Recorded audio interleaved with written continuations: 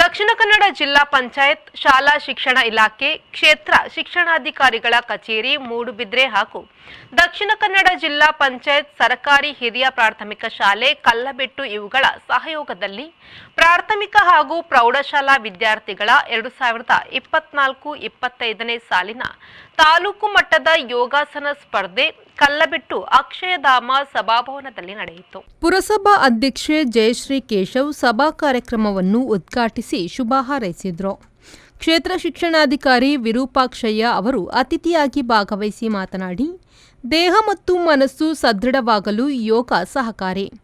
ವಿದ್ಯಾರ್ಥಿಗಳ ಸರ್ವಾಂಗೀಣ ಬೆಳವಣಿಗೆಗೆ ಕೇವಲ ಓದುವ ಬರೆಯುವ ಶಿಕ್ಷಣ ಸಾಲದು, ಬದಲಾಗಿ ದೈಹಿಕ ಶ್ರಮತೆಯ ಶಿಕ್ಷಣವೂ ಅಗತ್ಯ ಎಂದು ಹೇಳಿದರು. ಮನಸ್ಸನ್ನ ನಾವು ನಮ್ಮ ಆರೋಗ್ಯದಲ್ಲಿ ಇಟ್ಕೊಳ್ಳಿಕ್ಕೆ ಬಹಳ ಮುಖ್ಯವಾಗಿರ್ತಕ್ಕಂಥದ್ದು. ಆಮೇಲೆ ಈ ಯೋಗವನ್ನ ಈಗ ಇತ್ತೀಚೆಗೆ 2015ರಿಂದ ಈಚೆಗೆ ಅಂತಾರಾಷ್ಟ್ರೀಯ ಯೋಗ ದಿನಾಚರಣೆ ಅಂತಕ್ಕಂಥದ್ದನ್ನ ವಿಶ್ವಮಟ್ಟದಲ್ಲಿ ಆಚರಣೆಯನ್ನು ಮಾಡ್ತಾ ಬಂದಿದ್ದಾರೆ. ಸೊ ಇದರ ಬೆನಿಫಿಟ್ ಅನ್ನ ಬೇರೆ ದೇಶಗಳು ಕೂಡ ಇಷ್ಟೊಂದು ಇದರ ಅನುಕೂಲ ಇದೆ ಅಂತಕ್ಕಂಥದ್ದನ್ನ ತಿಳ್ಕೊಂಡು ಅವರು ಕೂಡ ಯೋಗವನ್ನು ಅಭ್ಯಾಸ ಮಾಡ್ತಾರೆ. ಶಾಲಾಭಿವೃದ್ಧಿ ಸಮಿತಿಯ ಅಧ್ಯಕ್ಷ ಸುಂದರ್ ಅವರು ಕಾರ್ಯಕ್ರಮದ ಅಧ್ಯಕ್ಷತೆಯನ್ನು ವಹಿಸಿದರು.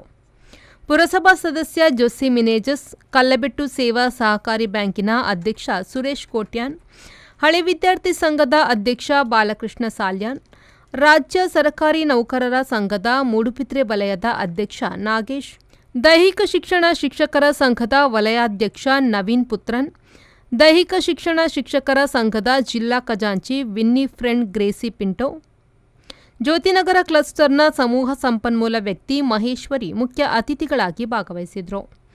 ಶಾಲಾ ಮುಖ್ಯ ಶಿಕ್ಷಕಿ ಮಾರ್ಗರೇಟ್ ಸ್ವಾಗತಿಸಿದರು. ದೈಹಿಕ ಶಿಕ್ಷಣ ಪರಿವೀಕ್ಷಣಾ ಅಧಿಕಾರಿ ನಿತ್ಯಾನಂದ ಶೆಟ್ಟಿ ಪ್ರಾಸ್ತಾವಿಕವಾಗಿ ಮಾತನಾಡಿದರು. ಶಿಕ್ಷಕಿ ಅನಿತಾ ಸಿಕ್ವೆರಾ ಕಾರ್ಯಕ್ರಮ ನಿರೂಪಿಸಿದರು. ಆಶಾ ವಂದಿಸಿದರು. ನಂತರ ವಿದ್ಯಾರ್ಥಿಗಳಿಂದ ಯೋಗ ಸ್ಪರ್ಧೆಯೂ ನಡೆಯಿತು. ಪ್ರೇಮಶ್ರೀ ವಿ4 ನ್ಯೂಸ್ ಮೂಡುಬಿದ್ರೆ.